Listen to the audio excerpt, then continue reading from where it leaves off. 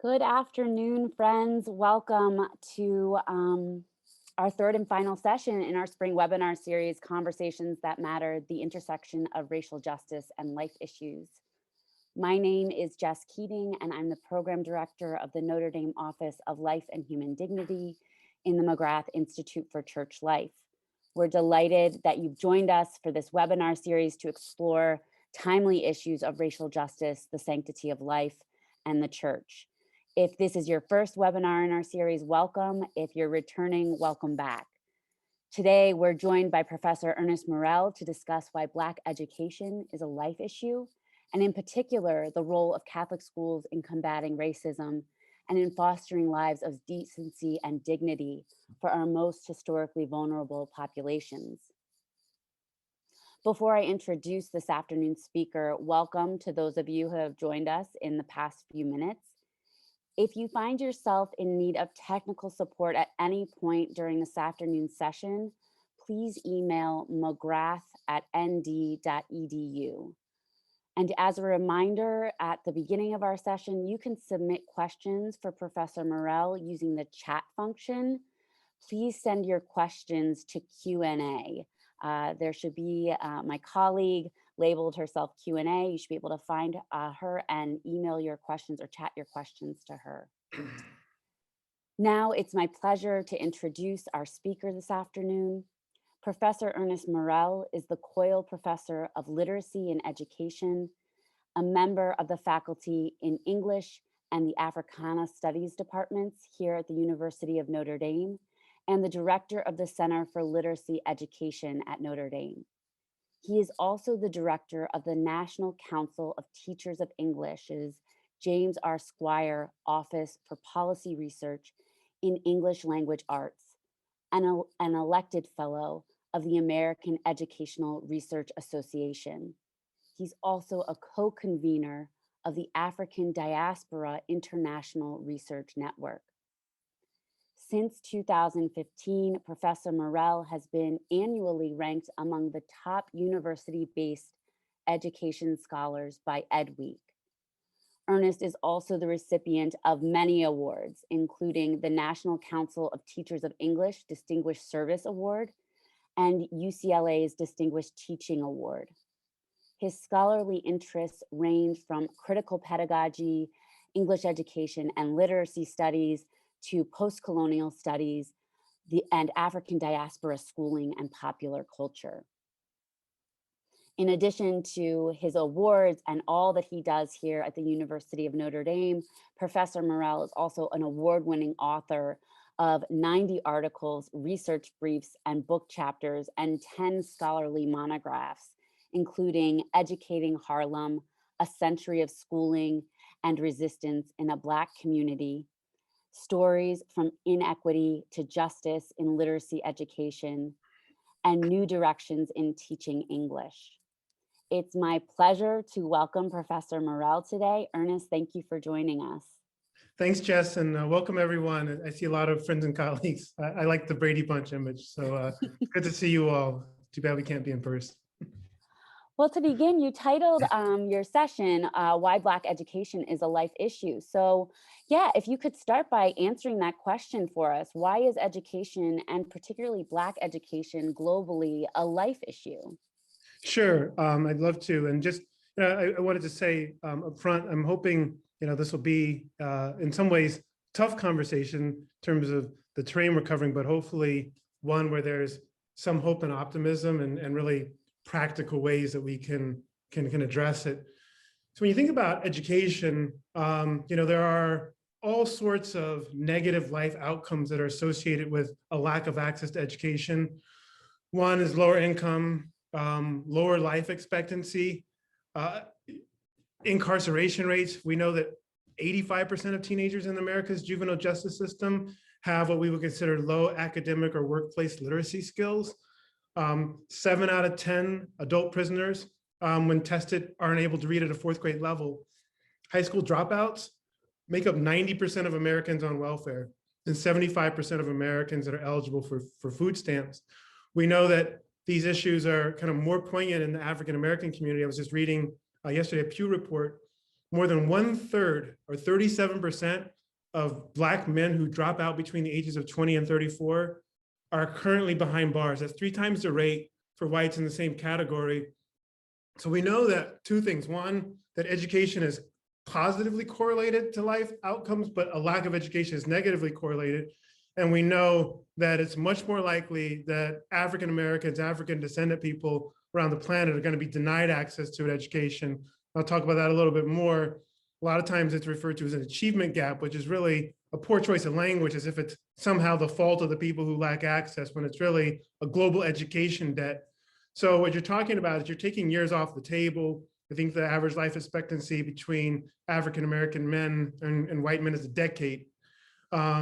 You're much less likely to be able to live a life of decency and dignity because you can't find employment. And we know that the employment rates are already skewed for people with the same education across racial lines, but even more so when you're talking about a lack of access to education.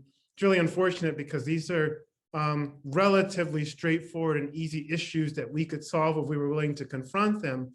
But a lot of times when I start my work, I say literacy is a life issue.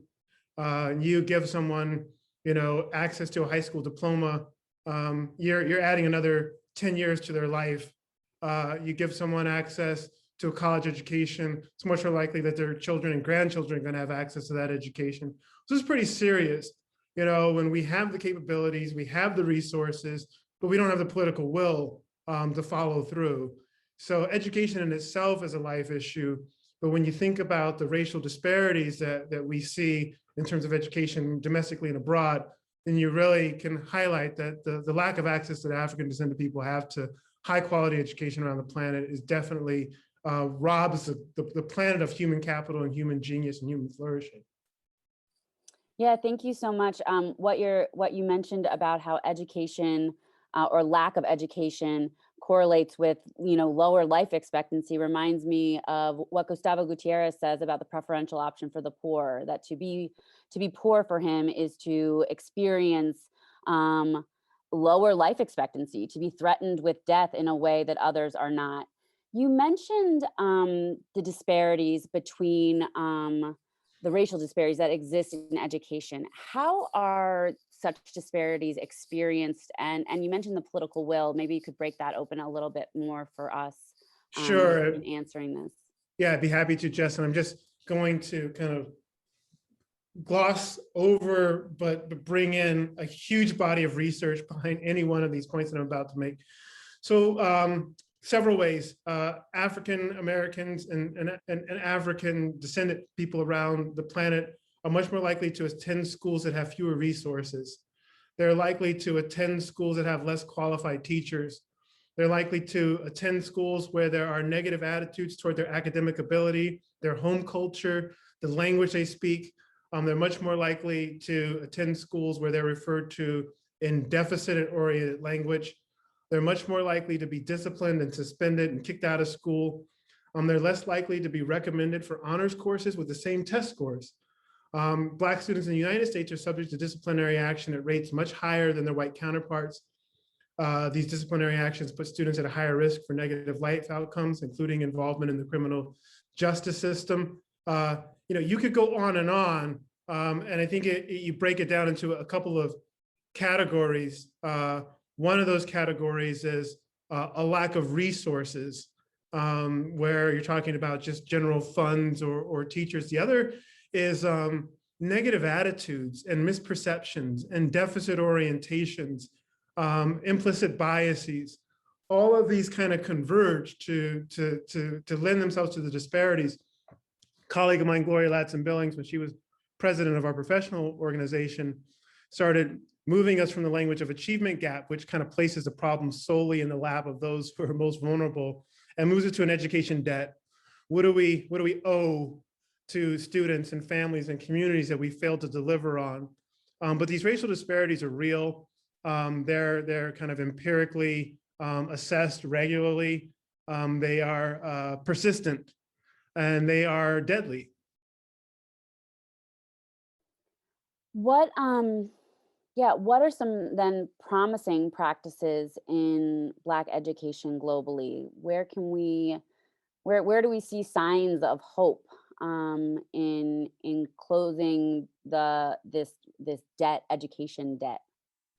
Yeah, thank you. I think that it's important to talk about. I talk about the perils and the promise, and there's tremendous promise. I was thinking about work that we're doing even in the Center for Literacy Education. There's um, a lot of work underfoot to create literacy and other curricula that engage young people, that connect to their everyday experiences, that see them as being powerful and capable of making great change. And some of that is the kinds of text that students now have exposure to that represent a diverse array of cultures, but really pedagogical practices that give young people agency and voice and power.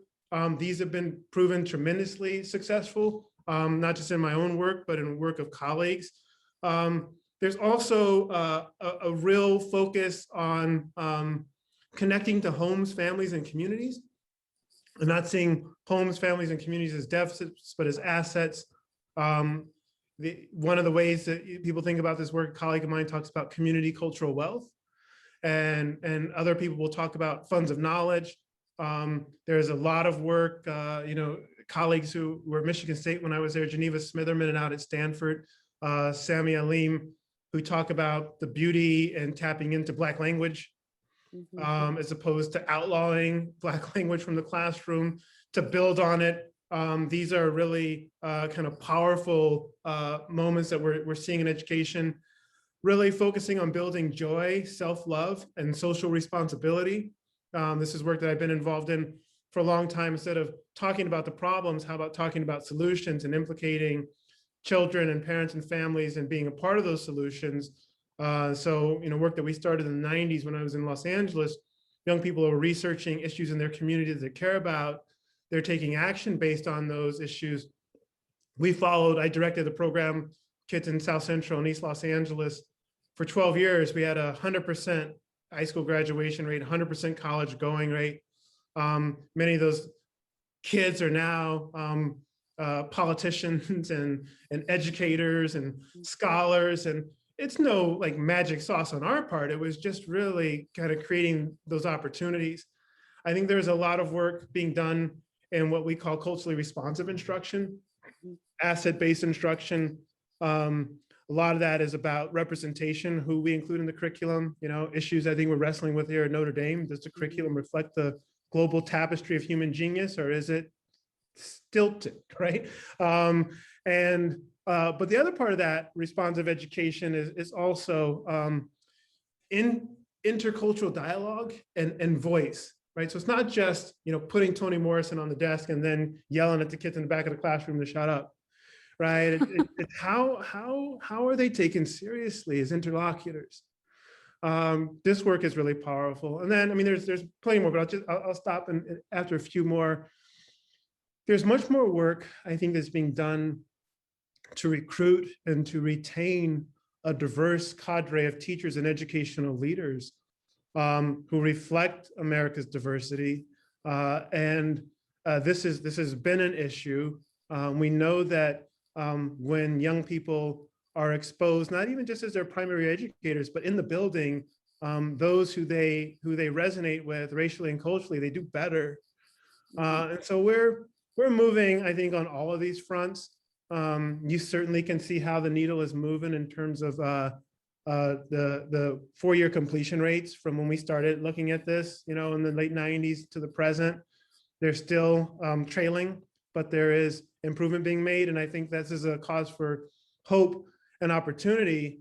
We can't put our hands up and say we don't know what to do, because all around us we see people who are being more agentive and who are making change, K-12 level, higher education.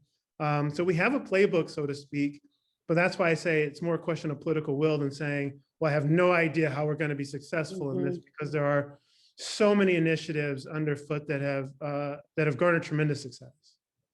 And in terms of what the greatest opportunity that you see now moving forward, where would you locate that for Black education and Black literacy? The greatest opportunity, I think, is really it is the pedagogical practice. I think that the resources are really important, but that that there's a real opportunity to honor Black culture and Black voice and Black excellence, as one of my former doctoral students. This doesn't cost any money, right? That's why I say it's an opportunity. It's an affect, and we have to, we're talking in the shadow of a tremendous violent act that was precipitated only by an attitude toward a Black body, right? And the opportunity is to really call that into question and to change that. I mean, what I want to see when I go into schools is who's taken seriously, who's put on the margins, who's asked to speak, who is made silent, who is elevated, and who by neglect is denigrated in that environment. Mhm. We have an opportunity where we're called to exhibit what I would call an emancipatory or revolutionary love. And that doesn't require a policy shift. It doesn't require you to get 100 more books in your classroom. I want all those things to happen. What it requires us is to see kids as God sees them, to see other people's children as we see our own, and to look through a window into others and see a mirror, a reflection of ourselves, our own humanity. This is a tremendous opportunity that we should seize and take advantage of. You can only filibuster humanity for so long before you lose access to your own humanity. Mm-hmm. Thank you. All that you're sharing with us here is really resonates with the Catholic social teaching tradition. And I'm wondering what you would say are the possibilities of global education in the Catholic social tradition to enhance those civic, social, and spiritual and personal futures of Black individuals and communities. Sure. I mean, a couple of just data points before jumping into some of the Catholic social tradition. Catholic schools have been more successful than other schools at this work domestically and abroad. I was looking at some of the NCEA data, and it kind of comports with my own experiences. Catholic schools graduate 99% of the students that matriculate through that system. 86% of them, in the most recent data I looked at, are able to access four-year higher education. These numbers remain consistent across subgroups, which is different, and positive. It's not as though there aren't places where we can improve, but that says a lot. When I was in New York, the graduation rate in the Archdiocese was about 97% for Black boys, and about a third that in the public school system. Globally, it depends on where you're getting data, but our data from the Vatican say that north of 60 million kids globally are enrolled in Catholic schools, 150,000 schools. And between 1970 and the present, the largest growth has been in the subcontinent in Africa, where 50% almost of the students that are enrolled in Catholic school globally attend school in the continent. So that number is approaching 30 million kids. Mm-hmm. When you think about just the girth of the system, in the US, our K-12 education system is about 50 to 55 million. Only China and India would have larger education systems than the global Catholic system. So that there's the opportunity, and there's the kind of the presence there. But back to the question about the Catholic social tradition, I think of it in a couple of ways. I talked about this on campus before, and how we might apply the Catholic social tradition to thinking about issues of anti-racism more globally. And I think about two tenets of the Catholic social tradition. One is solidarity, and the other is being called to family, community, and participation. But if you think about solidarity, it's a US Conference on Catholic Bishops that remind us that we are supposed to act as one human family, regardless of our national, racial, ethnic, economic, or ideological differences. We are brothers and sisters, keepers, wherever they may be. So loving your neighbor has global dimensions in a shrinking world, and you can't think about solidarity without thinking about justice and thinking about peace, and this goes back to, the Sermon on the Mount, where Christ invites us to be peacemakers, and, his parting words are, love one another as I have loved you. And so when you think about those core principles, what does it mean to act in solidarity? And talk a lot in my classes about this. Empathy is one level of engagement. Solidarity is another. Solidarity means that, we are in solidarity with the family of Dwayne Wright. You might not feel the pain that his mother and father feel, but you feel significant pain, like someone in your family has been lost. And at the same time, you see the beauty and the potential in those folks. I hate the use of they and them and those and third person labels that talk about others, right? Those people's kids, those neighborhoods, those people. Solidarity is about we and about us. Race is a biological fallacy, right? It's something somebody made up so that they could go and take people from another continent and have them work for free. But it doesn't really exist in any real way that distinguishes us. If you needed a heart transplant, you couldn't tell whose heart it came from. You couldn't tell what their ethnic origins were by looking at the heart, right? So we know that we're called to a closer kind of connection than the discourses of division make possible for us. Those of us who are called to a faith tradition, or those of us who are called to the Catholic faith tradition, are held to a higher standard. So when you think about where education begins, it begins in acting with solidarity. How do we leverage the resources that we have as a nation or a planet or a faith community equitably upon those who need it the most? The second principle that really comes from the Catholic social teaching is a call to family, community, and participation. When you think about how we organize our society, really should impact positively human dignity and the capacity of individuals to grow in community. One of the biggest issues that defines American education is bimodal distribution. So, I've had a chance to work with some of the international organizations that collect data. And I say, one of the things that's unique to the United States is this bimodal distribution. In other countries, if you have a strong educational system, generally strong for everyone. And if you have an education system that's troubled, is generally troubled for everyone. And I can remember the director of the organization that collects the PISA score said it's kind of like a household. And what if you had a house and you had 8 kids and 2 of them you didn't feed? And 4 of them you kind of fed occasionally, and 2 of them got everything. Like it sounds insane, right? It's just, if you have 8 kids in your house, you feed them all. But we don't participate in community. We see ourselves as divided. We don't share the resources. And so being called to family participation and community, I think, is really important, because it's how are we leveraging the resources we have? How are we engaging the multiple kind of components, constituencies that kind of make up the American public? When we think about ourselves as acting in solidarity, and when we think about ourselves as being called to family, community, and participation, I think we do different things. We stop talking about other people's kids and we talk about our nation's children, or as my mom would say, a 50-year teacher, our babies. Right? She called all the kids she taught, these are my babies, right? They may have other mothers and fathers, but they are mine. They belong to me. I love them. They are a part of me. So it's hard to kind of adjudicate this, right, in terms of what it looks like. But I think we have to go to a more base level. How much are we committed to love and brother and sisterhood in this country? How much are we willing to call out our faith tradition when we don't live up to this? How long are we willing to tolerate 2 Americas? America where you can get shot in the back when you're at a traffic stop. These are the issues, right? They are moral issues. They are ethical issues. They are imperatives. They bolster the kinds of policy things I think we'll talk about the next 20 minutes.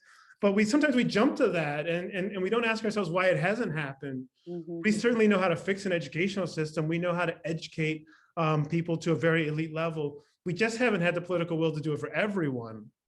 And so the question is not what to do, but why do we justify these divisions that exist?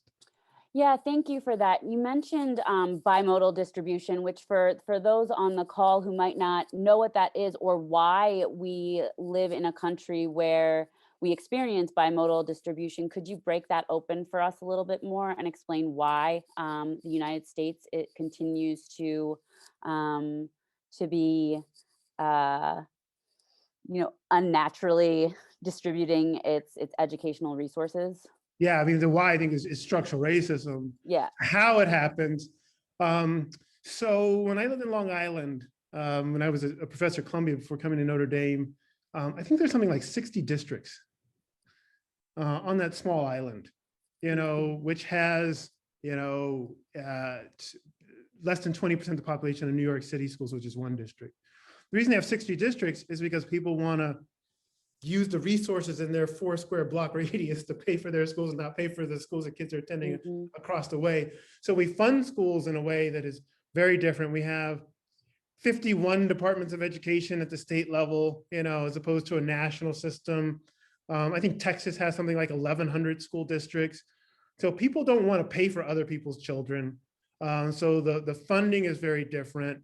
The credentialing, what teachers can get paid, you could be in Dallas public schools and get paid one thing, and be in the Dallas suburbs and get paid 150% of that. So we try to bracket off education in ways that are not necessarily commensurate with how our partners around the globe do it. We try to keep resources at bay. We have a lot of barriers in place in terms of the pipeline, who's even able to get through the school system and become credentialed, with the history of our dropout rates and the amount of education that the students are receiving that allow them to go to college and to matriculate, the debt that they accrue in college that makes it prohibitive for them to become teachers and what we pay teachers. So we have a lot of policy and structural headwinds that allow for us to have a fragmented system that I feel like no one's paying attention to. We have a Department of Education that's nationally, but it's really anemic compared to the size of our country and the needs. We have, like I said, approaching 55 million kids in school, but if you go, and I've gone to the Department of Education, and there's like 5 or 6 people in the offices, right? It's intentionally small, it's intentionally powerless. And then you've got who heads the State Department of Education in Tennessee, sure, he can do what they want, or Alabama, they don't have to answer to anyone. I don't know any other nation that pulls together an education system like this. So it allows for bimodal distribution because there's no kind of meta agency that oversees this at the level of the nation to say, why are these kids getting a $15,000 per pupil expenditure and these kids are getting a $35,000 per pupil expenditure? The only thing I can conceive of is they live on opposite sides of the Kentucky Fried Chicken in Birmingham, right? It's ridiculous, but we tolerate it. We tolerate it, and we tolerate it, I think, just because of the structural racism, where you just say, if I see an impoverished neighborhood, I expect to see an impoverished school. That would not be the case if you were in London, England. You would not see that. And it's not even the case all across the nation. Some states are much worse at it than others, where we just assume that a parent's financial status should determine the quality of education a child receives. To me, it seems fundamentally undemocratic to hold that presupposition, but it does seem to be the case. Yeah, so if you were to make a policy or a series of policy recommendations, what would you recommend in order to start to dismantle bimodal distribution? I mean, I have some ideas of what you might recommend, but I'd like to hear it from you. Yeah, I wonder how we get past the states being in charge of education. But even if you looked at it inside of a state, you could say, if there's a top amount of per pupil expenditure, even if parents are topping it off, no one should be below 75% of that threshold, right? We could come up with 75, 80%, seems arbitrary, but that's pretty solid. There needs to be a larger pool. I've heard people talk about this. We know that suburbs exist because of cities, and people work in cities and live in suburbs, and they siphon taxes off, and then they try to create a firewall around the suburbs that they create. But you could have a metropolitan approach to education funding, right? That the funding, so you see this, Jess, I think in the consent decrees in the South, where they have the county school systems, right? For those of you that are in the South, like if you're in Virginia, it might be a county system. If you're in Florida, it's Miami-Dade or Broward County. There's a lot more equity in those county systems. unless you're willing to leave the county, you're going to have to throw money into a shared pot. So countywide funding has been effective. It's not the same as what I would want as a national referendum. I wouldn't want people in more wealthy states like New Jersey or California, their kids to have better access in a place like Alabama, Mississippi, or West Virginia or Arizona. That doesn't seem right to me. But if we had to do it at the state level, we could fund in larger buckets, like at the county level. You could have thresholds that there's no school districts that's going to be below 80% of what the top school district receives. There should be competitive grants for districts who have innovation plans for anti-racism at the state level and at the federal level. Private individuals and foundations should also be contributing there. There's so much we can do to kind of level the playing field on the resources side. I think that other policy would be community mandates, the same way that I feel like we need community boards to really engage thoughtfully with law enforcement. We need community boards. We have school boards, but it's not the same as parents and community leaders really being able to have a say as a collective in terms of how their kids are taught and how their kids are regarded. So we need more kind of a shared dialogic space there.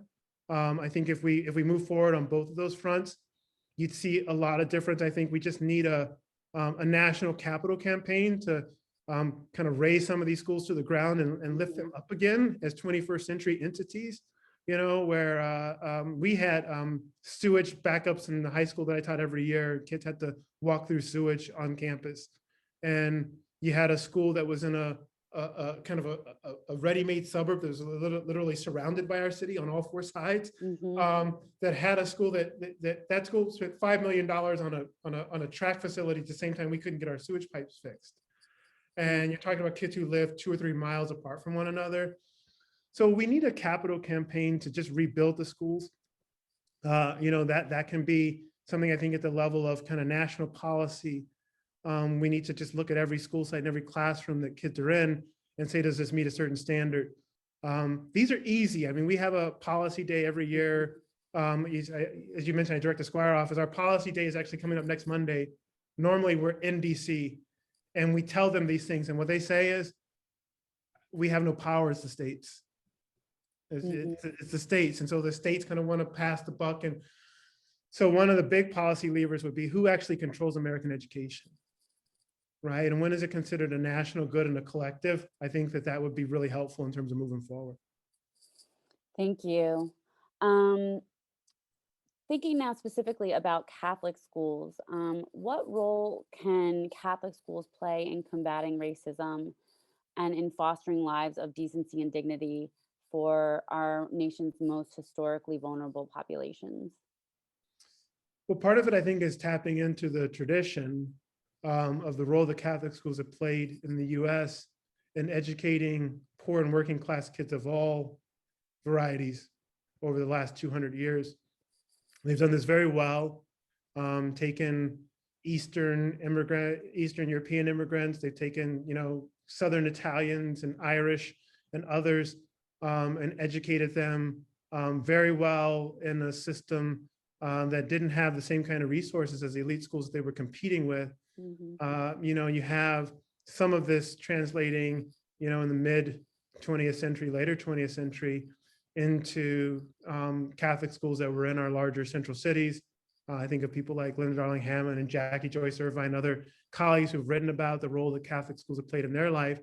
It's tapping into the tradition of saying education is a real intervention. It's not as though some people have a glass ceiling put on their limits and others are limitless in terms of what the possibilities are. I think it's also tapping into a rigorous tradition of love and equality that are certainly front and center in the scriptures. We have aspired to that sometimes more than we have attained it, but it's there. That we are created in a singular image. We aren't created in multiple images because of what the hue is of our skin or the language our parents speak. I think being called to community, being called to serve, an education that prepares you not just to be highly skilled, but well-educated. Many cultures have a notion of well-educated, which means something different than just having skills. It means being a good person. I think of, the community I worked in Los Angeles, where this notion of bien educado meant more than just you got a high SAT score. If you got a high SAT score, but you were a real jerk and insensitive and you weren't well educated, right? You just were smart. And so I think that there's something in the tradition that says the whole person, educating the whole person is educating someone who is able to get on better with others in the human family, someone who feels a responsibility toward those others in that community. And that it's not about a competition between students as much as it is doing for and with all students. So one of the ways that I think that we are able to do that as a tap into the tradition. The other is when we are able to leverage resources in ways that others aren't. We have ways of fundraising through our parishes. Historically, some of that is changing now, but the Catholic schools that I can remember in the inner cities where I grew up and where I was raised were highly resourced places that subsidize education for vulnerable populations. Mm-hmm. And that's a part of the tradition, where anyone could go to this school and receive this education. And so I think we have to tap into that. We talk about dwindling population in parishes and being in more financial peril, but historically we have been able to create and subsidize a very high level education for those who could not afford it themselves. Those are, I think, our greatest strength. The tradition we have in terms of the education we provide, the tenets of the faith and the Catholic social tradition, history of being able to leverage the resources on the most vulnerable populations, a commitment to a holistic education that is about being highly skilled, but also a well-rounded person who considers the needs of humanity before she considers her own needs. This is what would save America's schools, but we're talking about a much smaller universe. It's what could define Catholic schools again in the mid-21st century. Mm-hmm. Thank you for that.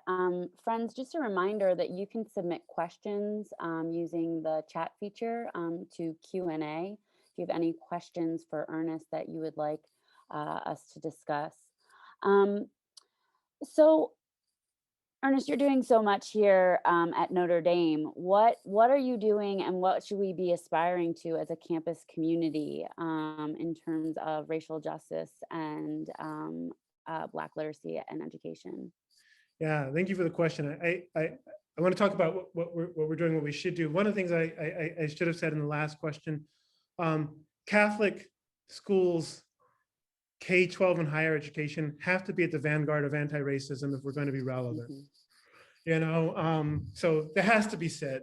And so the good that we have done doesn't matter if we don't take the vanguard along with others in terms of anti-racism. I think we're doing a lot on campus, and there's a lot that I'd like to see us do. The Alliance for Catholic Education, I think, has been a really strong program. This is its 26th or 27th year.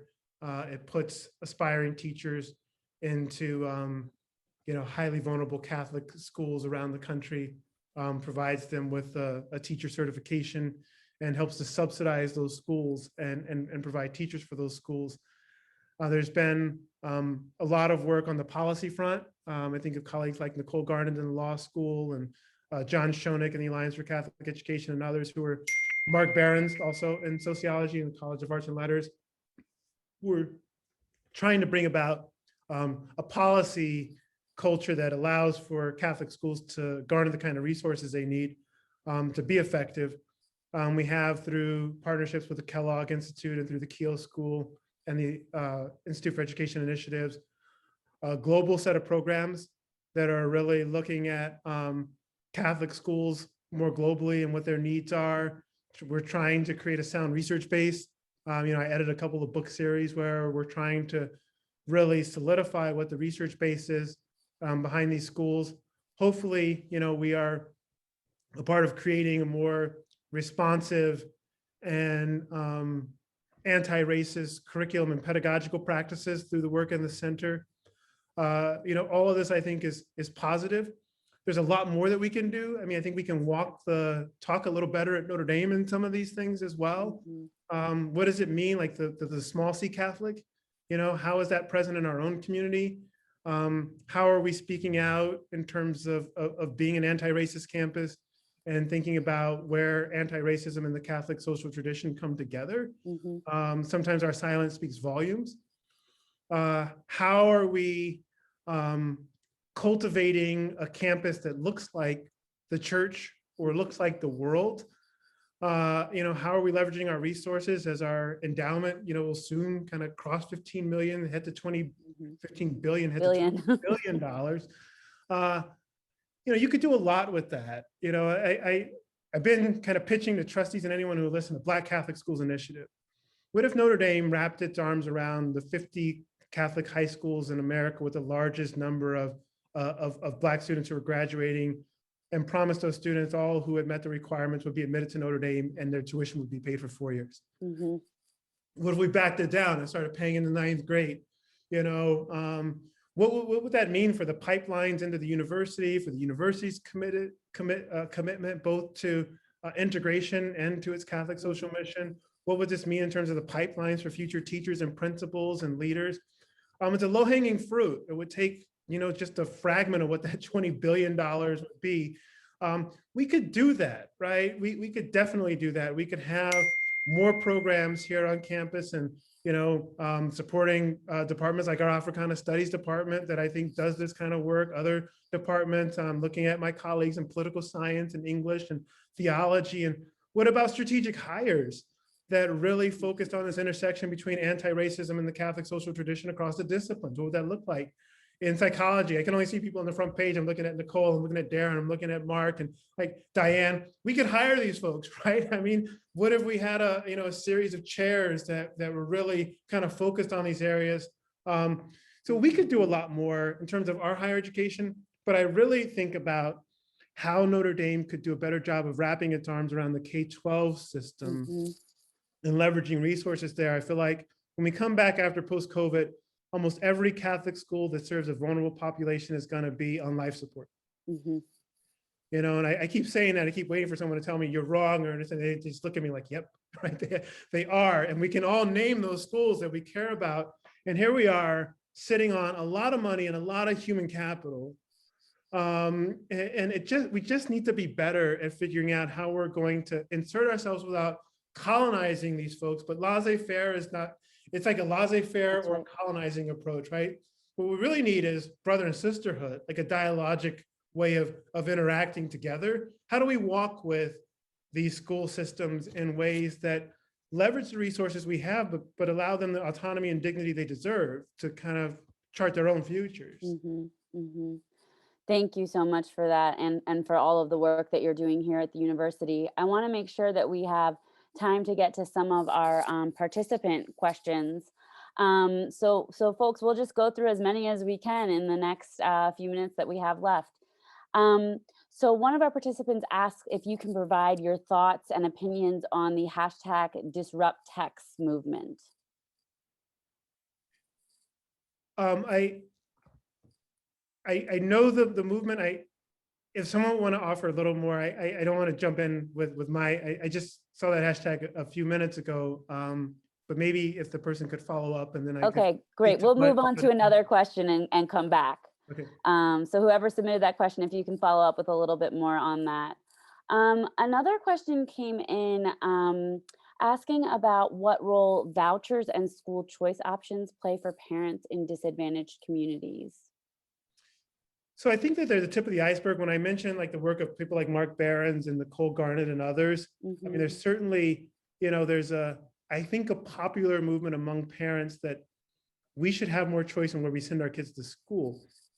And this idea that it's the home kind of, it's how the school is configured governmentally that determines how money is allocated. There's only 2 countries in the world who do this, us and Greece.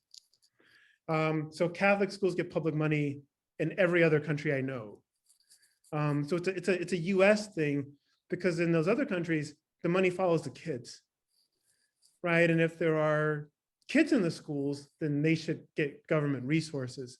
some of that comes, it's not completely without some challenges, because it also may come with more government intervention. But the US is one of only 2 countries where you're not even allowed to bring money into a school that is considered private because of the government, how the school is governed. So the vouchers, it's just one small foray into that. I think that school choice and this idea that parents who are taxpayers should be able to have, access to the tax money that they help to raise with their own labor, and they should be able to make decisions about where they send their kids to school. So the voucher movements are, I think, afoot in many states. Indiana is one of the states that's more further along, but I think it's going to be a game changer when parents have the ultimate choice over where to send their kids to school. Because right now, the Catholic schools in the U.S. have to pretty much fund themselves externally from government support, even though they're educating the government's kids. It seems to me unconstitutional to do that. I mean, I wish I could go back to day one when this was figured out and this is how we're going to do things. But I think it really has to change. I mean, what you want is an ecosystem where you have public schools, charter schools, parochial schools, Catholic schools, all kind of working together, or at least alongside one another, to do the best we can by the 55 million kids we have under our charge. Most other countries have figured this out, but we're way behind. So the answer to the question is we absolutely have to move forward, but we should do it in a global context and really look and see, well, what does this look like in England? What does this look like in Ireland? What does this look like in Brazil or Chile or other places all over the world? What does this look like in Uganda? And what you would find is consistent government support for the best schools for kids. We would be an outlier here in the US. Is there a country or a group of countries that you would point to who are doing this, that are doing this particularly well? Chile, the UK. I would say some of the Eastern African countries, particularly Uganda and Kenya. What you have, Jess, is kind of, I remember Father Scully convened us a few years ago, and you have this quadrant. What you want is support and autonomy. So the US has complete autonomy for the Catholic schools and no support. And then there's another bucket of countries, I think of Belgium and some others, Australia, where they have a lot of support from the government, but it's almost like you can't hang a crucifix in the classrooms, right? So it's like it's support and less autonomy. So the good quadrant are the countries that provide a lot of support, but also provide a lot of autonomy for the schools. And so that's why I picked out the ones that I did. We have all the autonomy we want and no support, and that's not good enough. Some of the countries that have a ton of support but no autonomy are saying, we don't even know if we can call these schools Catholic anymore. Then you've got a real good group that have a good amount of support as well as a good amount of autonomy for the schools. Those are the ones that I would say we should look at. Great, thank you. Another question that came in pre-webinar is, what does it look like to keep people accountable to developing racial and cultural competencies? And specifically, this person is thinking about how they can teach students and young adolescents in Catholic schools in cultural competencies when they come from homes where that do not share these cultural competencies and are not promoting them. How can Catholic schools serve as an intervention in those situations? Yeah, I mean, I think like I hear people say when they talk about diversity, it's like it's so hard, and I wonder what's hard about it, right? I mean, it doesn't seem hard to me. It's hard to say I'm willing to change everything, and I'm willing to kind of throw my beliefs into a moratorium and become a different kind of person or a different kind of institution. What it would look like is everyone being treated equitably. What it would look like is outcomes not being predicted along lines of class, race, or gender. What it would look like is graduation rates approaching 100% for all of our students. What it would look like is Notre Dame having 3 to 4 times as many African-American students and 6 times as many African-American faculty. It would look like the world if you were just rolling dice. right? So we know that, and we know that when it doesn't look like that, either you take the standpoint that there's something wrong with this group of people, or we've structured inequity. What people need, I think, is a real a commitment to changing everything that needs to be changed. I don't think it's hard. You know, I kind of shake my head sometimes, and just to be polite, like, yeah, but why do you think it's hard? It's so hard to diversify the campus, or it's so hard, and it's like, it's not hard, right? It just requires a collective will to do it, and people will say, but I don't have the right background. It's like, the right background is being called to love and being called to community and acting in solidarity. In my 30 years in education, I've seen enough people who have nothing like the socioeconomic or ethnic background of people that they work with in brother and sisterhood very well. So we can do this. It's not to say that there isn't a learning curve, but the real issue is the political will. And we just have to get less, we just have to get less comfortable with kind of post-slavery images. I say this all the time. What if the population of the law school and the population of the South Bend prisons changed overnight and they flipped? We would be shocked, right? We'd be shocked to walk into law school and see the population of South Bend prisons, right? But we're used to this. We're used to this dichotomy. We're used to saying it's okay that these prisons look this way, and it's okay that the Mendoza looks this way. We become very comfortable with inequality. And so that's the issue. And we can say, oh, it's going to take a long time. I think there's a James Baldwin documentary, and Robert Kennedy said, if we keep at this in 30 or 40 years from now, and African Americans will have the same rights as everyone. And James Baldwin said, like, luckily you have that kind of patience, Senator. That's right. It's been 400 years, right? It's just 400 years of comfort with this kind of two-tiered system. And as long as we're comfortable with this really slow pace of change, we're very patient with ourselves when it comes to other people's problems, right? That's why I say you have to first put yourself in solidarity and say, how patient would I be with my child's broken leg if she's sitting in the living room crying, right? I have a sense of urgency around that, but I don't necessarily have the same sense of urgency when I cross a certain block in South Bend and everyone kind of changes hue and the socioeconomic status in that neighborhood is very different, right? So that's where we just have to be much more honest with ourselves and become much less comfortable with the inequality we've been socialized to accept. Thank you. Let's see. We don't have anything yet on clarifying the disrupt text question. But anyone can call out. I mean, I don't want to talk about it and people say that's not what it is, but if someone could just help. Yeah, is the person who asked this question on the call? You can feel free to jump in and clarify. I'm here. Sorry. Hi. Can you hear me? Yes. Yeah, I can. Is it Okay. Danielle? Yes, it is. Yeah, I Hi. did submit a clarification. My question was, do you feel the classics are still relevant? Okay. Or do you feel they are a stumbling block in this conversation of racial justice / educational disparity, equity, equality? Thank you. Thank you, Danielle. That's what I presume, but I didn't want to make a presumption and be wrong.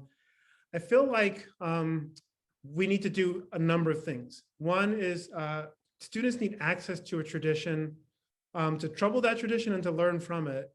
And students need access to what has been kept out of that tradition. So we need to integrate what we call a canon, and we need to interrogate what we call the canon. To me, they're both important moves. If you're going to have a skill set that's going to allow you to really navigate the contemporary discourse, you have to understand dominant perspectives, not just from a standpoint that I want to criticize them, but to gain a critical respect where that critical respect is due. But do we need more voices of women in the canon? Do we need more voices of people of color? Do we need people who come from very different lived experiences that have been shut out? The answer is absolutely. To me, it's not an either or. You're just going to swing the pendulum. Some of the districts I get on and I say, you're going to resegregate the curriculum. If you move completely in another direction and say, well, we're not teaching anybody from the canon, we're not teaching anybody who's of a particular ethnic group that's not represented here. We need more and where I really land in my own work, Danielle, is how do we let students read the text that we give them? I feel like this is even an issue in higher education.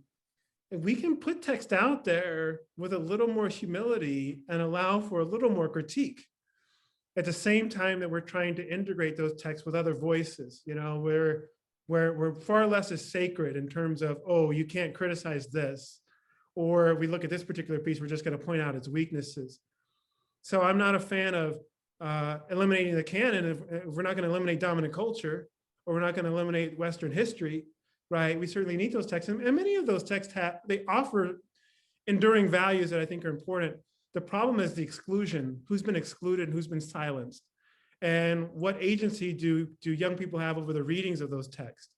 So that's kind of where I side. I mean, we certainly need, if we're looking at a place like higher education or the University of Notre Dame, far more diverse voices need to be present in the curriculum. Far more agency for young people to critique the dominant voices that they're going to be exposed to in our curriculum. I can't say we need one without the other, we need both. Thanks, Ernest. I'm going to close with two more questions. The first is somebody who says that they're very inspired by your discussion of CST, and asking how they can bring that tradition alive for their unaffiliated or agnostic students and families that access Catholic schools, and how they can really educate those who might not be steeped in Catholic tradition or practicing Catholics in CST. I think it's an important question. I actually think it shouldn't be a firewall for discourse. We shouldn't be elitist around our tradition. I think there are many parallel traditions and traditions we can learn from in terms of the struggle for equity and justice. I think about the African-American liberation theology in the Protestant tradition, or Judaism, or there are many others.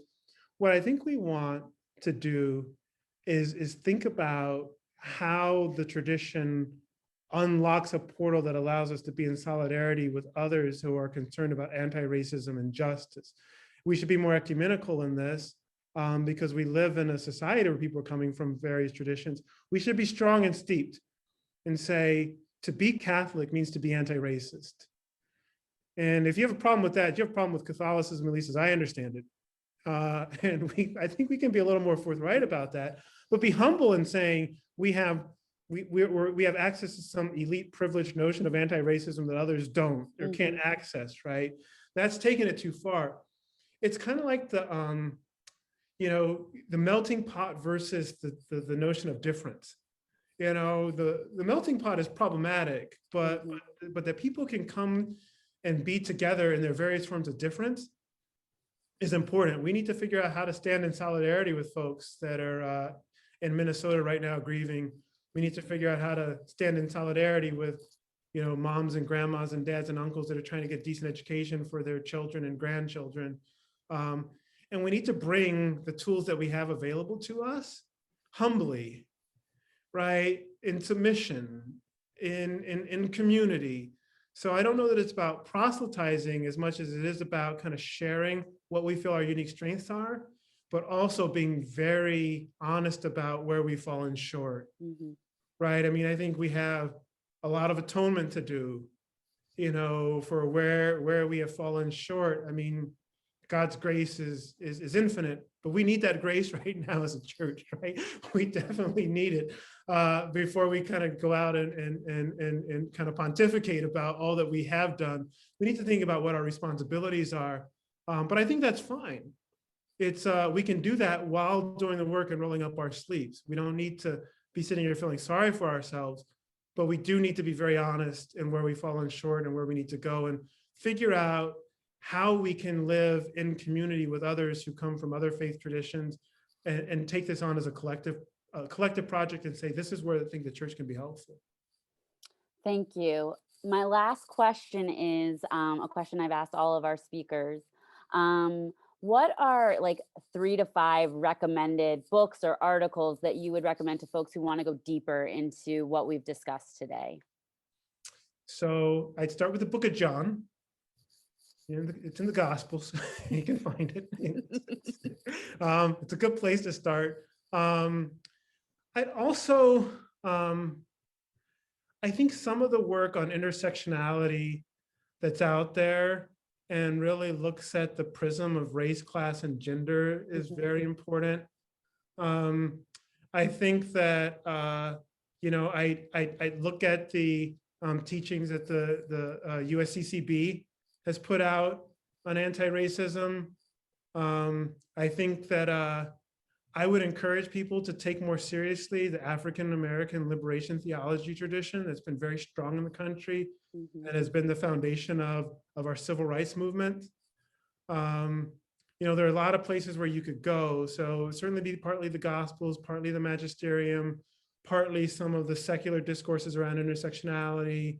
And then I'm sure that there are other traditions that I should be more aware of in Judaism and Hinduism and others. But I do think that the Catholic Church kind of sits right alongside a very vibrant African-American Protestant tradition that it ignores on these issues to its peril. Thank you for that. Friends, we are near the end of the hour, at the end of the hour. Just a reminder that after today's session, we'll be sending you an email with a quick 7-minute survey. We'd appreciate your feedback on today's webinar and this webinar series. Thank you all so much for joining us for this third and final webinar in our spring series. And thank you especially to Professor Morrell for joining us this afternoon. The recording of this session and an accompanying discussion guide will be posted on mcgrath.nd.edu/conversations by this Friday, April 16th. So keep a lookout for the recording and discussion questions from today's session. So my last remaining obligation is to thank our speaker once again. Thank you, Ernest, and thank you all for joining us. Have a wonderful afternoon.